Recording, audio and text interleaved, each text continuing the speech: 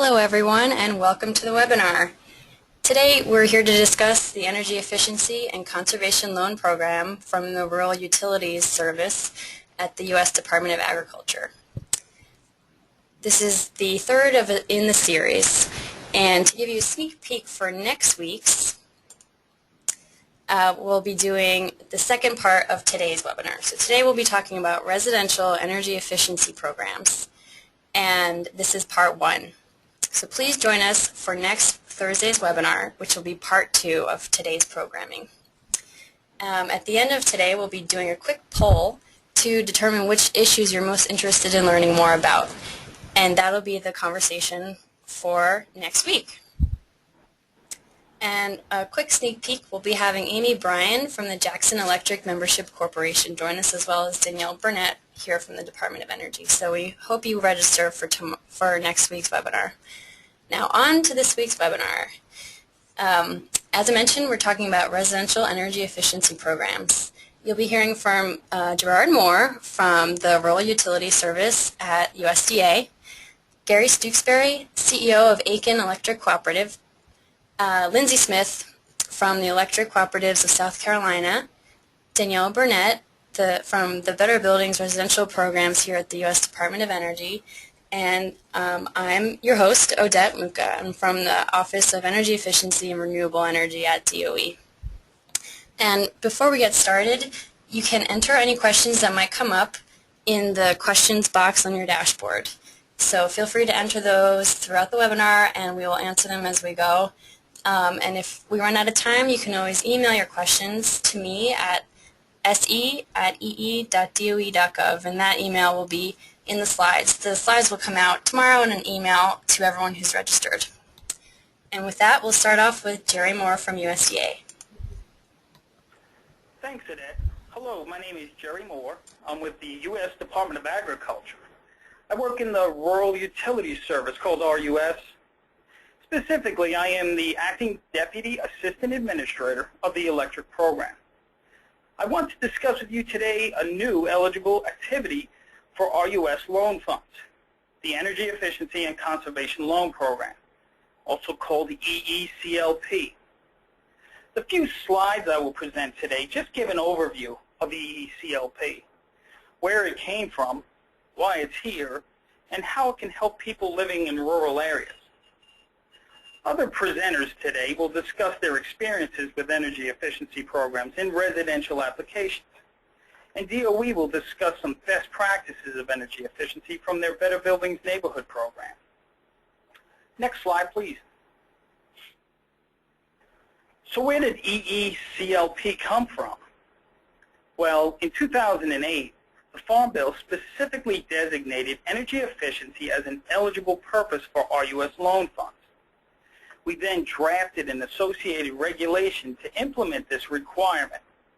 And the regulation is now final, and the loan funds have been available just since February of this year.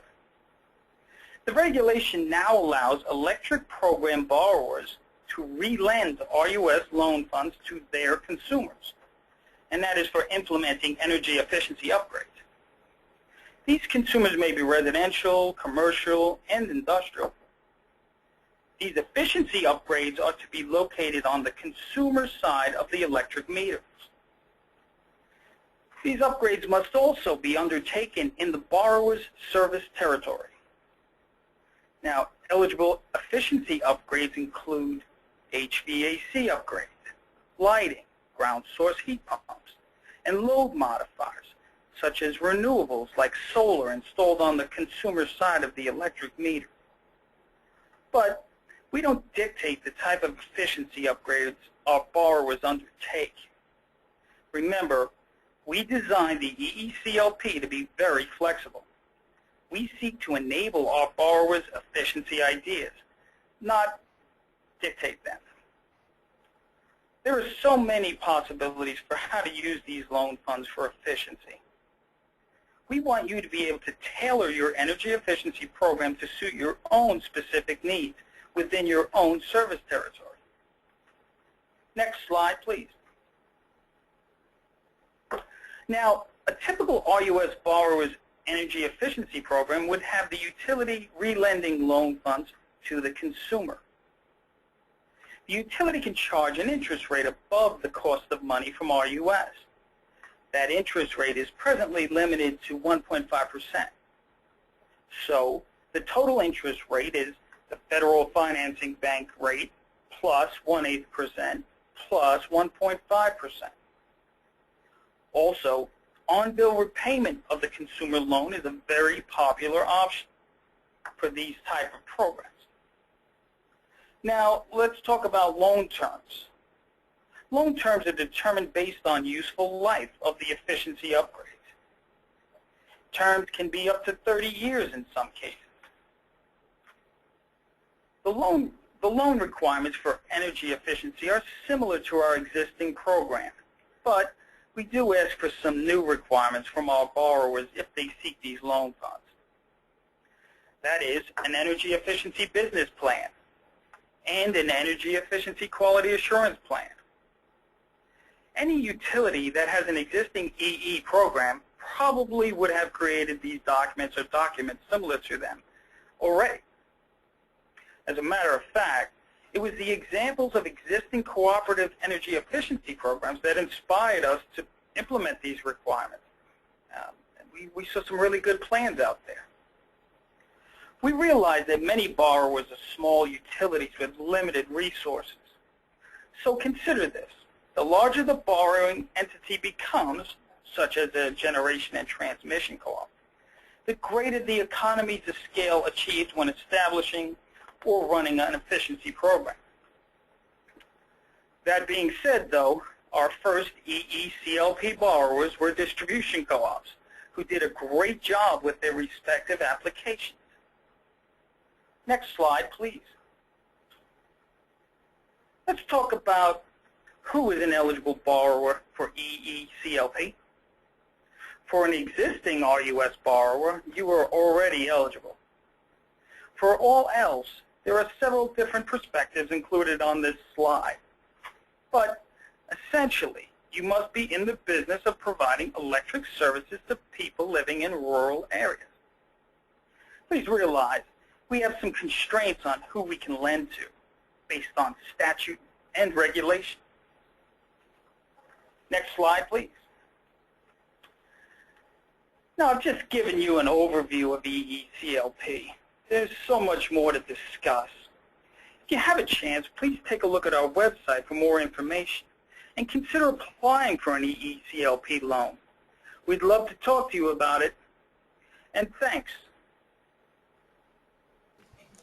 Thank you so much, Jerry. Now, our next speaker is Gary Stooksbury. Odette, I'm sorry to interject, but it seems that not all of our participants can see the slides. You might need to hit go or something on your end with the webinar slide part. Okay. Take a quick break. Sorry to interject. Okay, if you're having problems seeing the slides, just send me a question. Looks like a lot of people can see the slides. So we'll just keep going. Thanks. All right, Gary, take it away. Okay, thank you. I appreciate the opportunity. And if you would go to the next slide, please. Just a quick overview of who Aiken is for the cooperatives out there. We have approximately 46,000 accounts. You can see our statistics there. We are relatively rural, although there are more folks that probably do not have our density at 8.6 consumers per mile, but we do have a very large system here of about 2,500 square miles. And you can see the average monthly kilowatt hour per member at 1,700 kilowatt hours. Next slide, please. Lindsey's going to get into the nuts and bolts of the system and our program here. What I want to talk a little bit about is why Aiken Electric and our Board of Trustees elected to get into an energy efficient program. When you talk to some folks, they say, well, we are in the business of selling energy. We don't see that. We see it as we are an electric cooperative, and the only reason we exist is for our membership. In that vein, our goal and objective is try to enhance the lives of our membership, the communities in which we serve.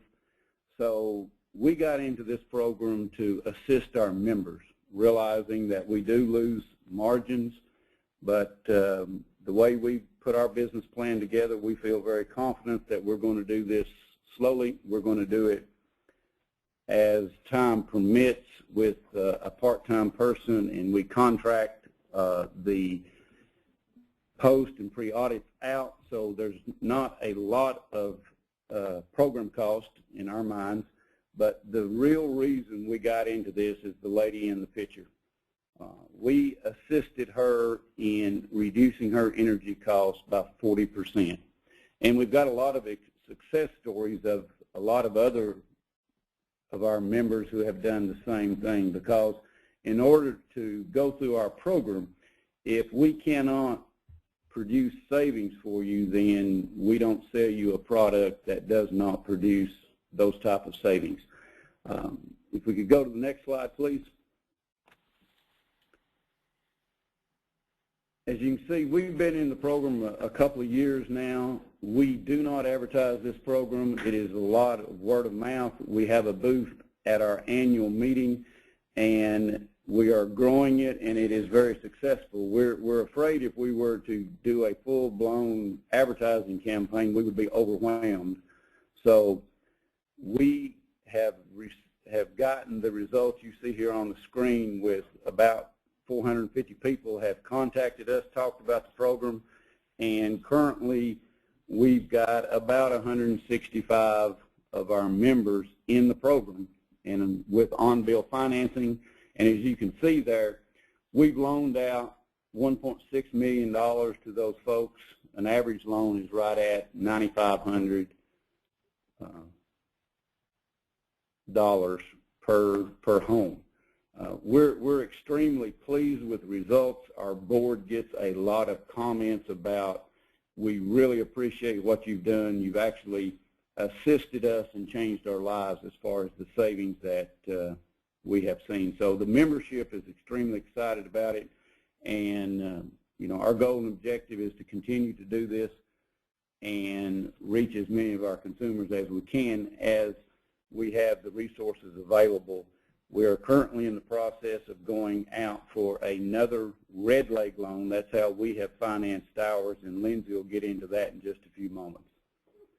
So Lindsey, I guess with that introduction, I'll let you take it from here. Thank you, Gary. Next slide, please. And Gary, I want to thank you and Aiken Electric for your leadership on the Help My House program and what you do for your members. And thanks to the Department of Energy for this opportunity to be on the webinar with you. Aiken is one of 20 distribution electric cooperatives in the state of South Carolina. My name is Lindsey Smith, and I work for the trade association that serves all 20 of them. And one of my responsibilities is helping with this energy efficiency program that Gary just talked about. You see on this map here, number 1 there, kind of on the left side, midway up the state, is Aiken Electric's territory. That gives you a sense of how much of the state that they cover, and the other co-ops as well. There are, as I said, 20. They're all in the middle of celebrating their 75th anniversary. Came into being during the FDR administration, during the Roosevelt administration, serving areas that were not served by investor-owned utilities because it was just too expensive to run all of those power lines to these rural areas. So co-ops came into being, and they are independent, not-for-profit, and owned by the consumers who get their power from the co-op.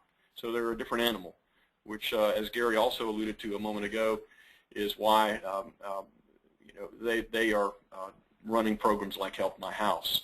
Next slide, please. Another thing important to know about electric cooperatives in our state, we don't own power plants. we buy power from the people who do. In our case, that's mostly a state-owned power authority called Santee Cooper. So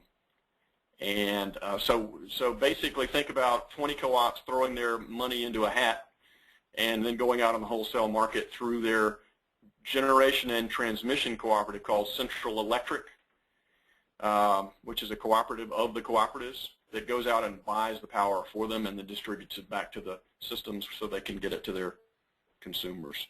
Next slide, please. Here's a little bit about what Santee Cooper's power mix looks like, and it's actually, it continues to change.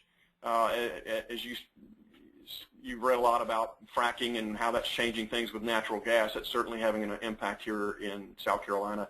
So that 64% that you see a lot of the coal is probably south of 60% now, as natural gas eats up more and more of that pie chart. And in a couple of years, 2 new nuclear units will come online here in the state of South Carolina, owned just under 50% by Santee Cooper, the other 50-some odd percent owned by an investor-owned utility group here in the state. So it's shifting, but it is impacting the pricing for our consumers and will be impacted further depending on the final rules from the EPA regarding 111D and those rules. Next slide, please. A little bit about our members, and notice we're calling them members, not customers, because they're not. They're member owners of the co-op, as I mentioned earlier. A significant chunk of them live in manufactured or mobile homes, 3 times the national average. They're 50% more likely to live below the poverty line. In some months, they spend an enormous percentage of their income on energy. And we're a hot and humid place in the summer, so we rank 7th in cooling degree days per day or per year, with 80% of our folks using electricity as a primary form of heating. So we started asking ourselves a few years ago through that generation and transmission cooperative, Central Electric, that I mentioned a moment ago, how can we best serve these folks and also begin to create more opportunities in energy efficiency. Next slide, please. That's when we conceived of this program called Help My House, and I'm going to talk about 2 versions of Help My House here. The pilot program that was run through Central Electric in 2011, 2012, and you'll see a lot of slides about that because we measured, it was a research project. We measured, we studied, we gathered data. It was very important for us to understand the impacts of that program, both on the grid, the system, and on the consumer and their attitude toward the co-op and toward energy efficiency in general. So 8 co-ops, one of which was Aiken Electric, 125 homes retrofitted in that pilot. Its purpose to test energy efficiency versus building new generation. Again, that's not us building new generation, but the people who sell us power doing so. What's the economic case to be made for energy efficiency as opposed to that?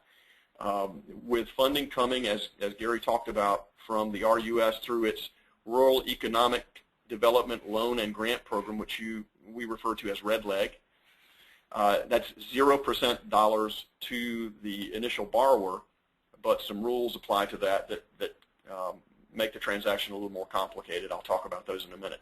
So that's the loan pilot for a couple of years there. And what Aiken Electric and Gary and a few other co-ops are running now, we call the working programs, which extend beyond the pilot and are funded by the individual cooperatives in different ways. 4 co-ops, 282 homes so far. Member service, as Gary talked about, is the purpose of those programs, helping folks afford their electric bill and be more comfortable. It's a mix of co-op and RUS dollars for lending capital. You heard Gary talk about the fact that Aiken Electric, got one of the Red Leg loans on their own. When they first started, they were using their own dollars, and some of the other co-ops we have are still doing that. Next slide, please. Okay, so the goals of the pilot program, remember this is 2 programs, we're talking about the pilot initially, determine how to overcome various implementation of energy efficiency improvements. And I should say here, we learned about those barriers from then Energy Secretary Stephen Chu in 2009 when we invited him to come to South Carolina, speak to us in Greenville, about energy efficiency and what the DOE was doing at that point. And he mentioned 3 barriers. That energy efficiency to consumers is inconvenient, that there's inertia there. I don't know how to get started, where to get started, so I won't. And there's a lack of financing. They don't have the money on hand to go buy a new heat pump or to blow insulation in the attic, so they just don't do it. We took those barriers to heart, and everything we conceived of past that speech by him was about overcoming those barriers. So we established a functional model for on-bill financing, which I'll describe more in detail later. Will our members participate? Do we have a viable source of funds for that? How about the centralized support function? How are we going to do that and coordinate everything? And the co-ops have to have an opportunity to play different roles because, remember, they're independent businesses. We wanted to determine cost effectiveness to the participant. Are the savings enough to cover the loan payments? You heard Gary mention that's the litmus test for us as to whether or not a home qualifies for this program. We're not credit scoring the homeowner. We're finding out if there's enough savings to be gained by what we do, and I'll describe that in more detail later. If there's enough savings to be gained so that when we're done, their electric bill and loan payment combined will be less than their electric bill was before we got there. That's the goal. To the co-ops, cost effectiveness there, demand savings, load factor, what is this program going to do to those things? And then energy efficiency is a long-term resource, the cost per kilowatt hour. We have to make a business case for this. And then also, as I mentioned before, determine is the member satisfied with the program and with their cooperative for offering it. Next slide, please. So some more about the pilot. Why? Central Electric, again, that aggregator, that wholesale aggregator for all 20 co-ops, established some efficiency goals in 2010. They wanted their board did. They wanted a 10% reduction in residential energy use by 2020. They wanted to reduce wholesale residential power purchase costs and maintain or improve member satisfaction.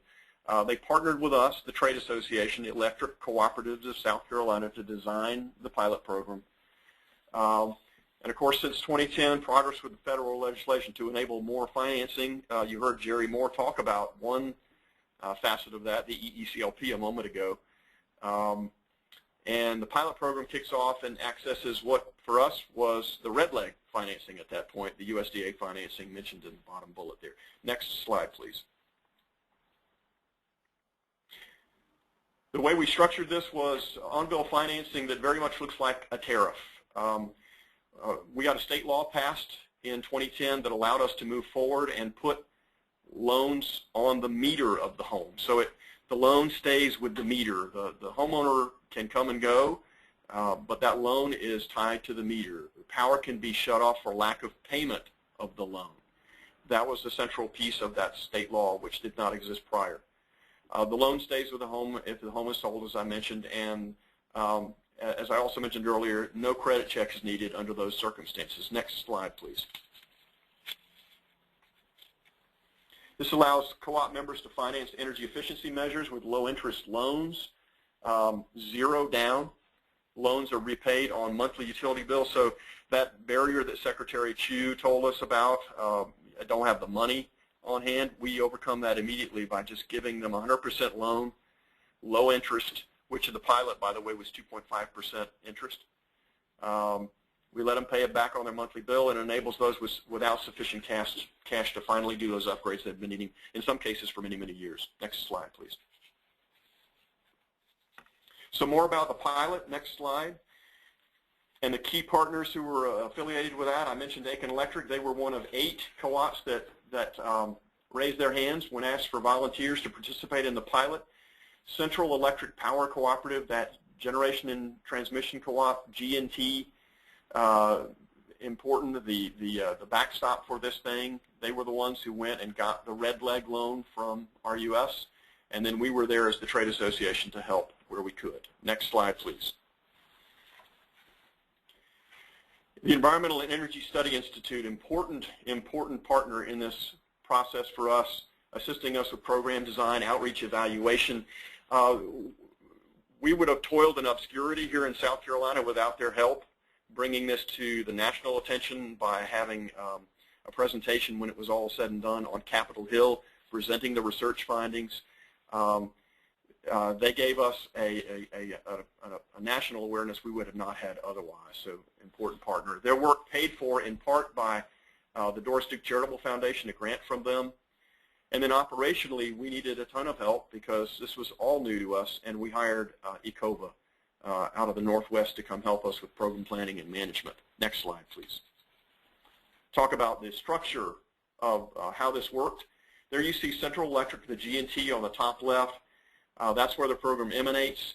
KW Savings, this is the first time we will have mentioned this group, but the red leg lending we've been talking about all along here requires, when you get the money from RUS in a red leg loan, the outfit that borrows the money, in this case Central Electric, cannot then lend that money in microloans directly to consumers. There has to be a middleman, if you will, another organization to which the money is handed off. They act as the bank and the operational lead on the program.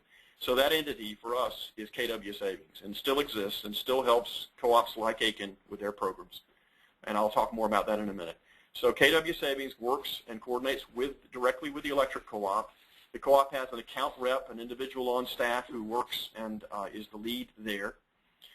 There is a Building Performance Institute energy auditor that must be part of the program, doing what we call bookend audits, checking the home on the front end, then checking after the work is done to make sure it was done properly.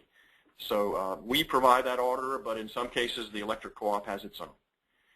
We have also a set of qualified contractors that we've especially trained for our program. They have signed contracts with us.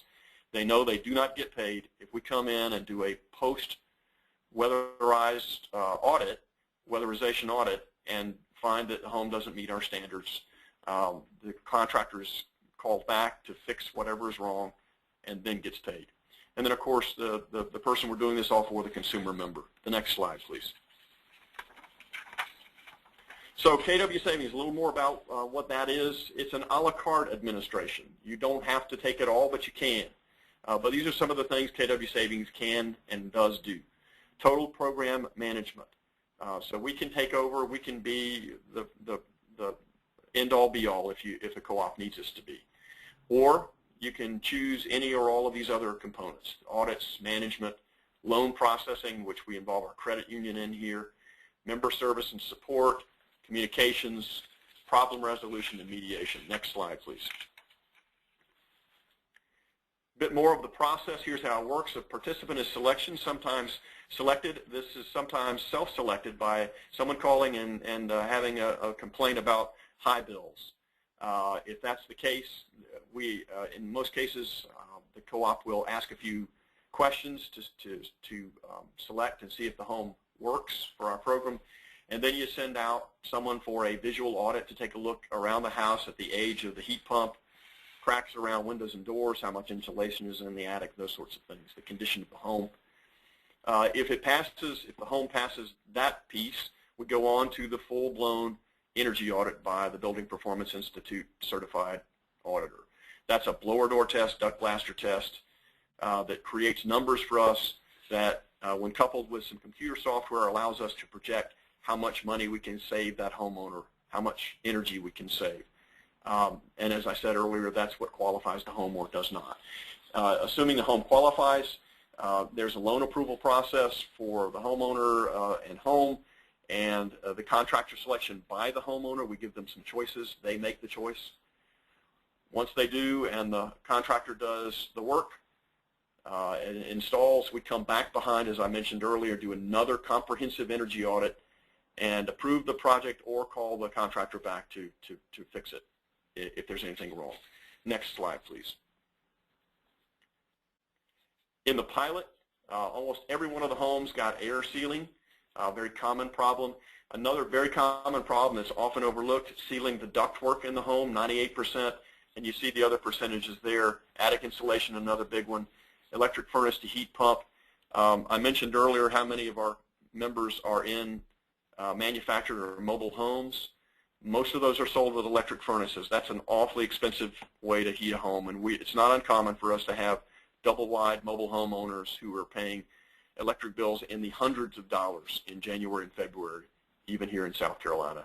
and that's something we can help with. Next slide, please. We projected at the beginning of this pilot how much folks would save and how quickly they'd be able to pay back their loans. As you can see from this chart, the actual numbers as measured after the pilot was over, and we spent a year doing that, turned out to be very, very close, which was gratifying. So folks are paying back their simple loan payback is in less than 7 years. Our target was less than 10, but we did considerably better than that. And you see the rest of the numbers there in terms of annual savings, which is significant for a lot of our folks. Next slide, please. Another chart showing you the annual savings and net annual savings and repayment. So to help you understand the chart a little bit better, if the energy saved is $1,157 and the member, while they're paying back the loan, is paying $869 a year in loan payments, they're actually pocketing $288 in savings. That's an average for the pilot consumers. Remember, that's 125 homes. Next slide, please. I talked about demand savings, and what we learned from this program is that weatherizing houses also makes them better loads, to use the industry terminology. They're more predictable, they're flatter, and those are good things for us, especially in the aggregate. Next slide, please. I also talked about the fact we wanted to survey our folks afterward and ask them what they thought of the program and their cooperative. That was important to us to understand. Next slide. Satisfaction with the co-op. 96% or high were the same or higher satisfaction after they went through this program. Even the folks who, by the way, whose houses did not qualify. That was critical for us. Next slide. Something you can't measure with a blower door test or a meter. Are you more comfortable? You just have to ask folks. And almost 90% of them said they were. That was critical to us because a lot of folks in homes we serve actually have to shut off portions of their home depending on how hot or cold it is because their system isn't working, their home isn't well insulated. This was important to us to accomplish. Next slide, please. Are you satisfied with your post-repair electric bills? Again, almost 90% of folks said they were. That was significant for us. So we made a difference there as well. Next slide, please.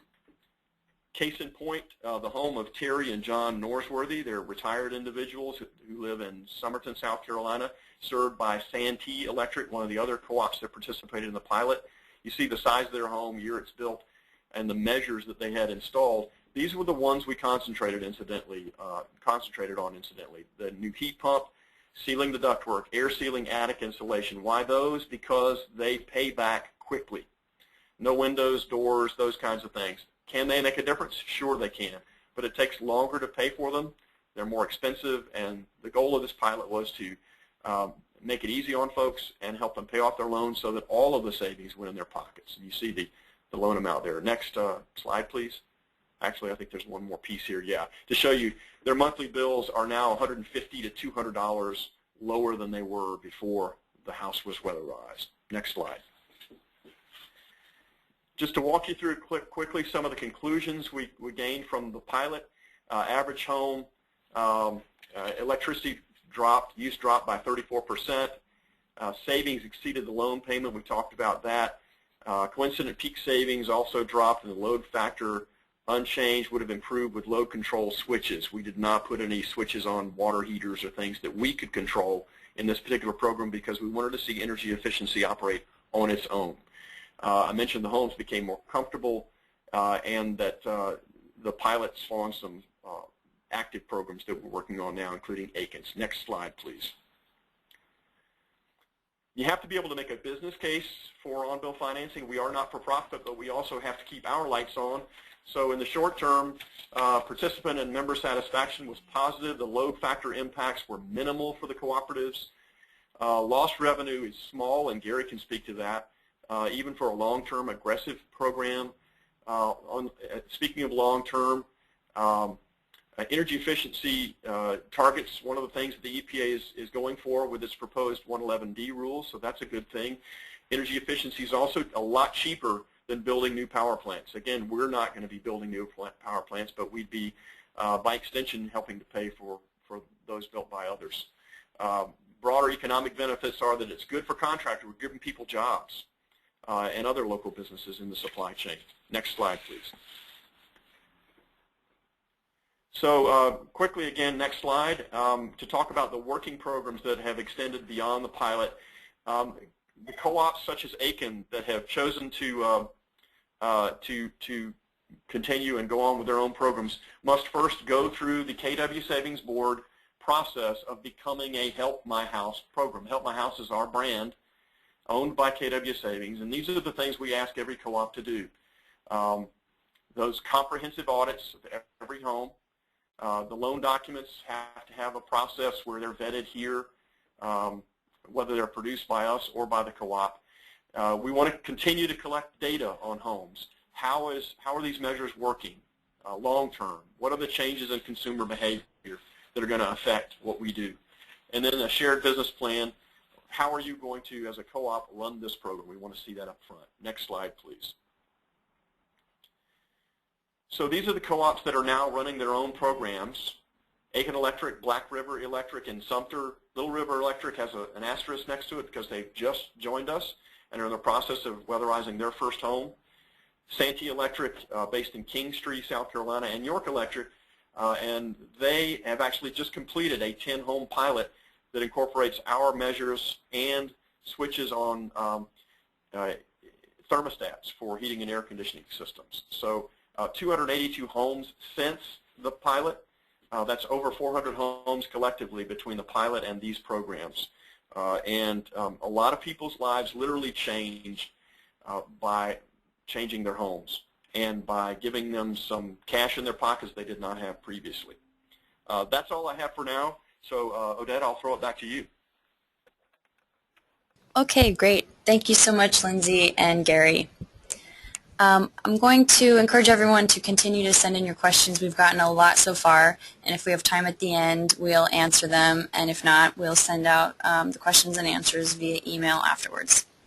Okay, great. Next we have Danielle Burnett from the Department of Energy. Thanks, Odette. Perfect. Let me get this. There we go. Okay, thanks. So my name is Danielle Burnett, and I, at the Department of Energy, oversee our residential energy efficiency programs. And so I want to give you a quick, high-level overview of the variety of resources that are available to you if you are interested in pursuing this incredible opportunity with USDA in partnership. So let's just jump right into it since we're a little bit short on time. And as Odette said at the beginning of the webinar, we'll give you a chance at the end to get some feedback so we can find out what you want to learn more about, and we can dig in much more deeply on next week's webinar. I believe it's the same day and time. So just briefly wanted to let you know that Department of Energy has been helping various stakeholders since 2001 or so get upgrades completed for homeowners across the country, including more than 1 million upgrades just since 2008. And these are with partners who operate in cities, in suburban, and in rural environments across the country. The majority of the programs we partner with are finding average energy savings above 20% for homeowners, and that's electric and gas, oil, et cetera. And significant energy cost savings, as was just discussed, in South Carolina. And also the economic benefits to contractors locally is really substantial from these kinds of efforts and initiatives. So we currently work with partners, as I said, across the U.S. The stars there are a few rural cooperatives that are partners of ours. Boone Electric Co-op in Missouri is working with Home Performance with Energy Star program, Columbia Water and Light. Jackson Electric Membership Corporation covers the area northeast of Atlanta. That's a Home Performance with Energy Star sponsor. And in Wisconsin, we also have some partnerships because the focus on energy, Home Performance with Energy Star and Home Energy Score programs are statewide. So we would love to add your dots, your pins, your colors to this list, and also connect you with all the folks who are doing this great work across the country already. So the way that you can do that is through accessing a number of resources that we have available. And I'm going to talk about just a few of those today. Our Better Buildings Residential Program Solution Center, our residential network, which is a peer sharing network, the Home Energy Score, which is like a miles per gallon rating for a home, and then Home Performance with Energy Star, which I already mentioned, and is a whole home energy upgrade program. But as you can see from this slide, there are lots of other resources that we have available, and we've included this largely for reference. So you're welcome to go to the website that's listed and check out the other pieces, or send an email to me. You'll see my contact information at the end, or to Odette, and we can get you information on any of the other pieces that I'm not touching on today. The Solution Center is the first thing I wanted to give you a preview of. The Solution Center is specifically designed for folks like yourselves who might be starting up residential energy efficiency programs or looking to expand or enhance them. It is a collection of examples, resources, guidance. There are nearly 1,000 examples, case studies, and publications in the Solution Center, but they're all curated, and I'll show you what the layout is in just a minute. The URL is energy.gov/RPSC for Residential Program Solution Center. And they're organized primarily by program component, and I was thrilled and not surprised to hear that the considerations that went into Help My House program for setting it up and making sure it was successful really touch on most of these components. I'm going to walk through them one by one. But we discovered, in working with partners across the country for the last number of years, that there are really 6 essential elements to a successful residential efficiency program. Not that every program needs to do the same things, but they need to consider their options and have a plan for how they're going to meet the needs of their customers and contractors along these lines. So those 6, as I said, I'll go through one by one.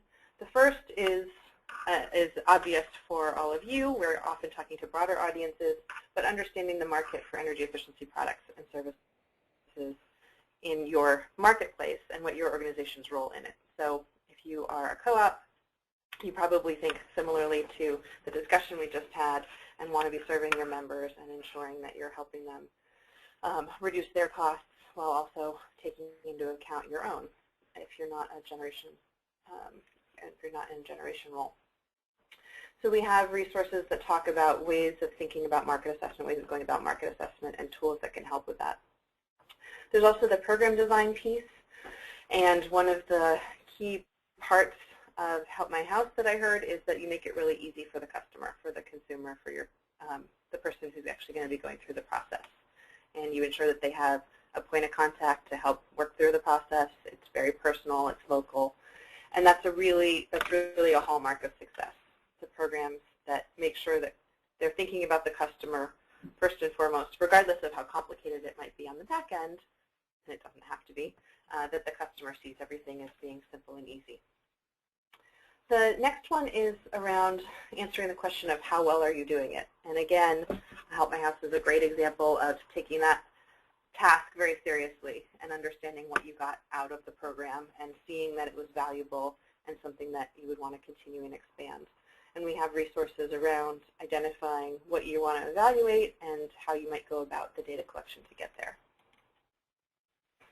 The last 3 are really central to that program design piece. How are you going to find your customers? How will they pay for the upgrades? And who's going to do the work? And we classify these as marketing and outreach, and we have numerous examples, really interesting approaches that have been used. But a lot in the rural areas has been word of mouth, as was discussed, neighbor to neighbor, accessing or finding out who your customers might be through other trusted sources, organizations that they might work with on a regular basis or be members of, and going to them and asking them to carry on your message to help recruit for you. On the financing side, there are numerous resources available to help you think about how you might offer financing, what that looks like, what,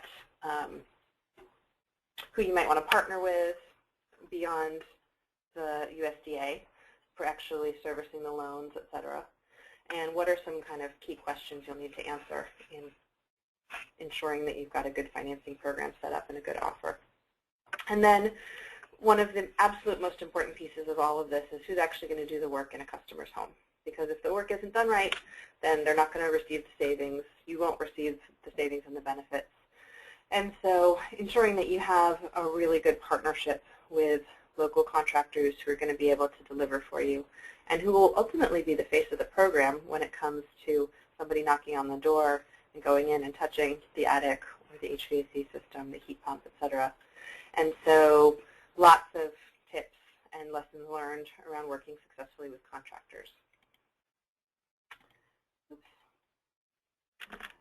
So the Solution Center itself, once you get into it, looks a lot like this. This is called a handbook. We have over 50 handbooks in the Solution Center that step someone through different considerations related to the 6 components, the program design, marketing and outreach, financing, et cetera. And each handbook has the same set of 6 tabs. And so the description tab will just tell you what this is, what you might want to be thinking about, why it's important, and what you would learn if you read the handbook and work through it. The step-by-step will provide guidance and suggestions for what it is that you might actually want to do. How would I think through a market assessment? What are the specific steps? And what are some resources? And you'll find hyperlinks to other resources where you can find incentive information, where you could find poll or customer segmentation, where you could find all sorts of things. The Tips for Success tab, which I've got highlighted here, is the one that probably most folks are going to gravitate towards. That's really where we've cataloged the lessons learned from all of these programs, from the million upgrades that have been completed over the last few years. And these are suggestions from from one program administrator to another for things that they wish they had known going in and they didn't have to learn the hard way. And you presumably taking a look at some of the ones we have right here for program design and making design decisions. We also have an examples tab, and these are curated examples of materials that have been used by other programs in the past, so you can actually grab something that you like or just browse through and look for inspiration. That includes PowerPoint presentations, actual collateral materials that have been used, so brochures and whatnot, and other types of example materials that have been produced by programs themselves. There's a toolbox with calculators and forms, which also includes templates. So DOE has actually developed templates for different types of program operations that would be needed, and you can grab those and use it yourself. And then topical resources are the more traditional publications you'll find on a website. So a report or a white paper, a webinar, slides, that kind of thing. So just a few examples to show you what some of these resources are that you would be linked to. We've got case studies in here. This one is about finding the right mix of incentives to engage consumers. We've got another one on incentives here. This is actually a brochure that was used by one of the program partners out in the Northwest. And then we had a great opportunity to work with the pilot folks in Help My House. They presented at a conference of ours back in 2001, and so we have some of the slides in here from that conference, and we would actually love to update our materials and resources, so we will add the webinar slides from today to the Solution Center as well. So you can find all of those kinds of resources and materials. It's a tremendous wealth of information, and what we want to do next week is dig down into just one piece of it to give you some materials that you would actually want to use and help you work through something that might be of concern to you as you're thinking about how you're going to design your program. So we do have 3 other programs beyond this website, the Solution Center website, that I wanted to make sure you were aware of. I'll touch on them very briefly. The first is Home Performance with Energy Star, and this is a whole house energy upgrade program. Department of Energy provides various resources to support local sponsors. That would be you as a utility. delivering the program on a local level.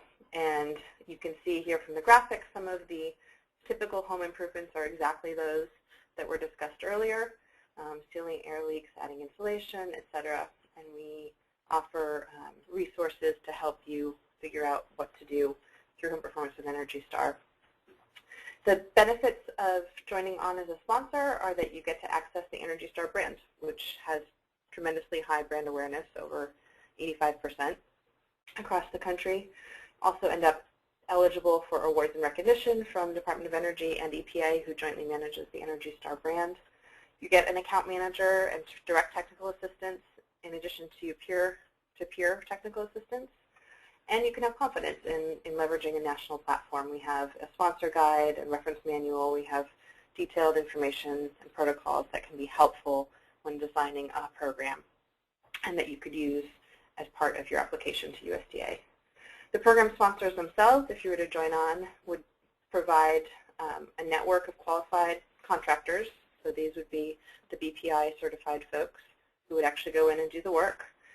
They would provide a whole house assessment, or you can, whichever approach you want to take, if you want to model it after Help My House, and then doing the independent review as a third party of the contractor's work.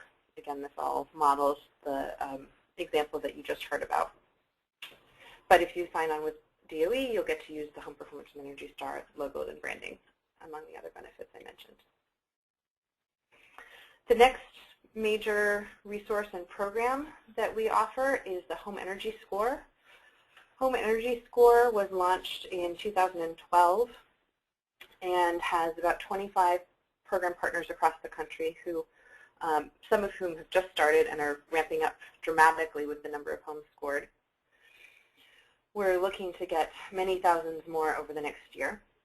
It provides a 1 through 10 score for a customer's home, and it's based not on their specific usage, but on the actual structure of the home. That it's an asset-based score.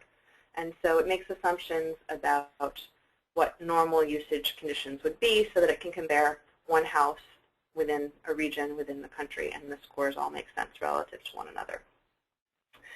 You are also able to identify, or the score itself, the tool identifies improvements that could raise the score and save a customer money. It is completely free. It is available to be used as a model through other software programs. There's a application program interface that can make that possible, an API. Or it can be used as a standalone.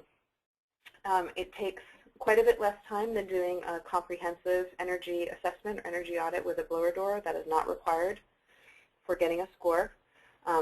It also doesn't replace a full energy audit or diagnostic, so it might be something that you would want to use at either at the end to give somebody a score once they've completed an energy upgrade, and you want to give them something as a takeaway to show how efficient their home is now, or you can use it at the front end as a customer engagement tool, and then if they want to proceed or you determine that it is a good fit, then you would suggest that the next step is a full energy audit.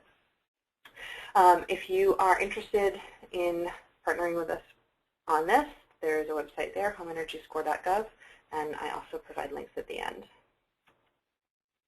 The last piece that I wanted to flag is our peer sharing network. It's called the Better Buildings Residential Network, and it connects programs and partners to share best practices, specifically around designing and running home energy upgrade programs, residential energy efficiency programs. And it's open to all organizations who are working to accelerate the pace of energy efficiency in existing homes. The primary thing that we offer through the residential network is regular peer exchange calls. There are 4 a month, and you can participate on whichever ones you like, or skip a month or 2. They cover topics related to workforce, business partners, marketing strategies, data collection, work in specific subsets of the market like low income or multifamily, program sustainability and revenue streams, etc. And there's a really robust calls where we take notes in real time. Folks start the discussion. A couple of programs usually start the discussion, and then there's more of a roundtable format for talking about similar challenges and strategies that have been used to overcome those challenges. And we document those notes and make them available to the residential network members only. They also, through the network, there are some member-generated initiatives. So there's an initiative going on right now around how to effectively design incentives and really what's the right level of incentives. And the members on that are putting together a toolkit that will be helpful. There was one that was just released about a month or so ago around partnerships, and it included a template for assessing potential partners and evaluating your own organization as a potential partner and what you'd really be looking for, and a variety of other resources, partnership agreement template, an MOU, actual sample agenda for beginning a new partnership at a meeting. So those are some of the kinds of tools and resources that are developed through the residential network. So I said I would keep it brief so that we would have a few minutes at the end.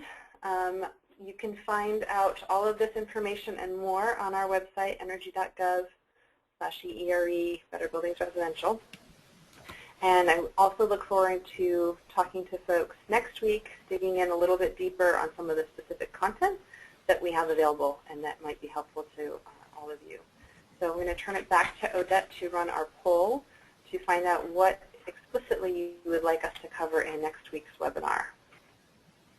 Okay, great. Thank you so much, Danielle. So now we'll be doing a quick poll, and it should come up on your screen. I'll give you a few minutes to answer the question asked.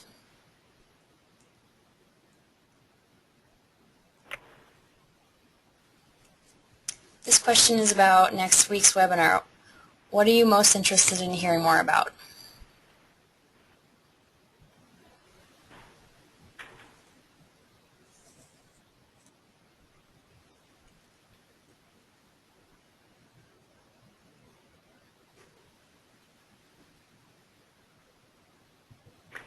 Could I encourage folks to vote other to provide an answer in the chat box so that we have some sense of what it is they'd most like us to cover?